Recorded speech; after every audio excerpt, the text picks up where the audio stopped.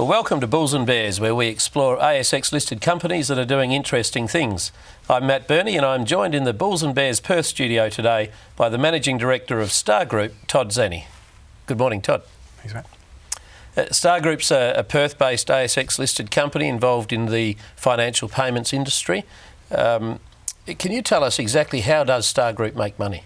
Well, principally, we deploy ATMs in Australia, so people that pay $2.50 to use our device, and we share that profit with the site that we locate the ATM.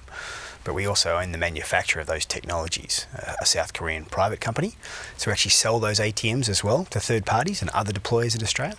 And we also do FPOS facilities, so we deploy FPOS machines in Australia as well at the same time. So some businesses have ATMs and other businesses have FPOS machines. So it's a pretty good time to be in the FPOS market, I would have thought, with a lot of businesses upgrading their FPOS terminals to PayWave compliant terminals. Does that sort of factor into your business model? Yeah, that's correct. There's about 90% of the market at the moment don't have PayPass or PayWave type technologies, and our terminals are compliant. So yeah, there's a huge opportunity there.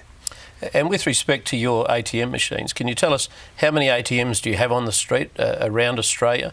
Roughly what does it cost you to buy one, and what sort of a return do you get for capital on an ATM machine?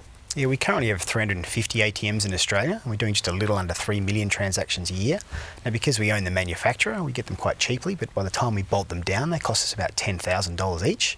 In terms of a return on that capital, at the moment we get our return on capital in about 15 months, which is quite fast. Yeah. So they must be doing a lot of transactions per machine, are they? Yeah, look, we've got the industry best metric in that regard, so we average about 650 transactions per machine per month, which is significantly better than our best competitor, yeah.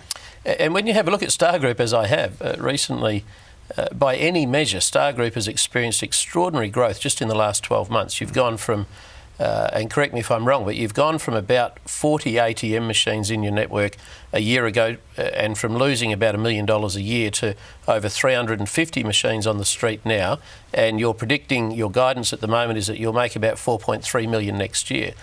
How on earth do you get that sort of extraordinary growth? Yeah, look, we did a reverse takeover transaction in August last year into an entity called iCash, and that was a great transaction for us because they owned the manufacturer in South Korea. But we've done 2 acquisitions. So we did an acquisition back in December where we bought 97 machines, and we're just in the process of completing another acquisition for another 95 machines. But on top of that, we've had organic growth of a little over 100 machines just in the last 12 months. So yeah, we've had great organic growth.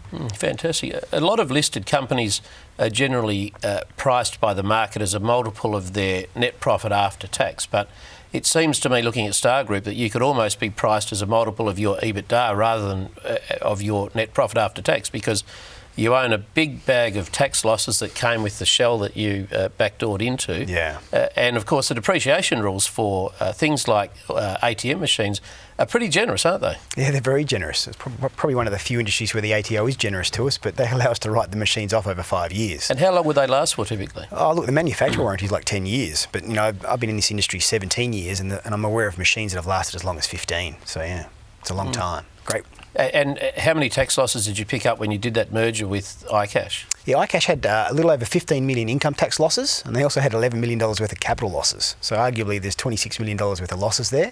We've had a ruling to suggest that they're fully available to us because we operate in the same industry. So that's about a cash benefit of nearly $8 million for us. Yeah. So your EBITDA is almost your NPAT really, apart from a bit of depreciation, which as you say is quite a generous allowance anyway. Yeah, that's correct. Yeah. Yeah, very interesting.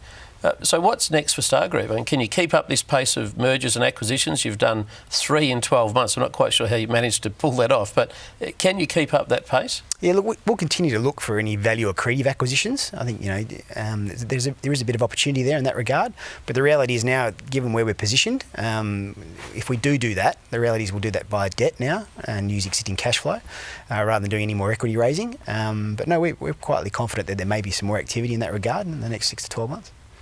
Todd Zani from Stargroup, thanks very much for joining me in the Bulls and Bears studio today. No worries.